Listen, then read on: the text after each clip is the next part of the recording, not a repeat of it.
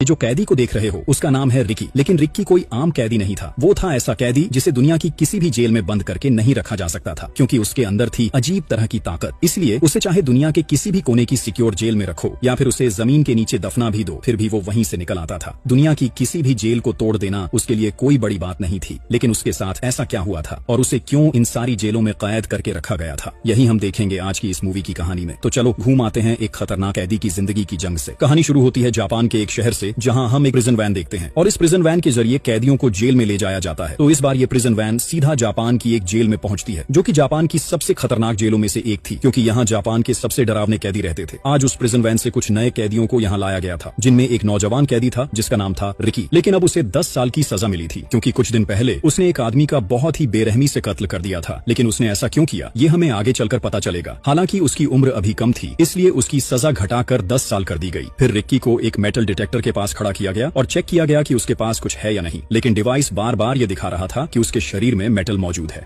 Police ने काफी देर तक उसकी तलाशी ली, लेकिन उसके पास से कुछ भी नहीं मिला। इससे सबको शक हुआ कि रिकी ने अपने शरीर के अंदर कोई हथियार छुपा रखा है। तो उसे और अच्छे से चेक करने के लिए वहाँ की स्पेशल एक्सरे मशीन में डाला गया। फिर जब उसका पूरा शरीर चेक किया गया तो पता चला कि उसके शरीर के अलग अलग हिस्सों में कई सारी गोलियां फंसी हुई हैं और वही गोलियां असल में मशीन में डिटेक्ट हो रही थी। ये देखकर वहाँ के पुलिस अफसर काफी हैरान हो गए कि कोई इंसान अपने शरीर में इतनी सारी गोलियां लेकर कैसे जिंदा रह सकता है। इसी बीच वहाँ के 2 अफसर रिक्की से कहते हैं कि वो यहाँ एक डॉक्टर को बुलाएंगे और उसके शरीर से सारी गोलियां निकाल देंगे। लेकिन रिक्की तब उनसे कहता है कि इन सब की कोई जरूरत नहीं है, वो बिल्कुल ठीक है। गोलियां तो उसके शरीर के लिए दवा जैसी है, ये सब उसके लिए कोई मायने ही नहीं रखता। अफसर उसकी बात सुनकर हैरान रह जाते हैं। इसके बाद सारे नए कैदियों को एक सेल के अंदर ले जाया जाता है। अब हम पूरे इस जेल को देखते हैं। ये पूरी जेल लगभग 4 हिस्सों में बंटी हुई थी और इन 4 हिस्सों पर 4 अलग अलग कैदियों का राज था। इन चारों कैदियों को मिलकर कहा जाता था द गैंग ऑफ 4। ये लोग बहुत बड़े बड़े गैंग्स के लीडर थे और उनके पास जेल के वार्डन की इजाजत भी थी। यानी अगर वो यहाँ कोई गलत काम भी करते तो वार्डन उन्हें कुछ भी नहीं कहता, क्योंकि वो सब बहुत बड़े बड़े माफिया थे। और जेल में ताकि वो अपना राज चला सके, इसलिए उन्होंने बाहर से ही वार्डन को पैसे देने का इंतजाम कर रखा था। फिर अगले दिन जब सारे कैदी अपने अपने कामों में व्यस्त थे, तभी वहाँ नॉर्थ सेक्शन का एक कैदी आता है, जो उस सेक्शन के गवर्नर का राइट हैंड था, यानी उसका सबसे करीबी आदमी। उसका नाम था सैम। तो सैम और उसके साथी मिलकर माइक नाम के एक बुजुर्ग कैदी को बेवजह मारने लगते हैं। लेकिन माइक तो समझ ही नहीं पा रहा था कि वो लोग उसे ऐसे क्यों पीट रहे हैं। माइक वैसे भी हमेशा बहुत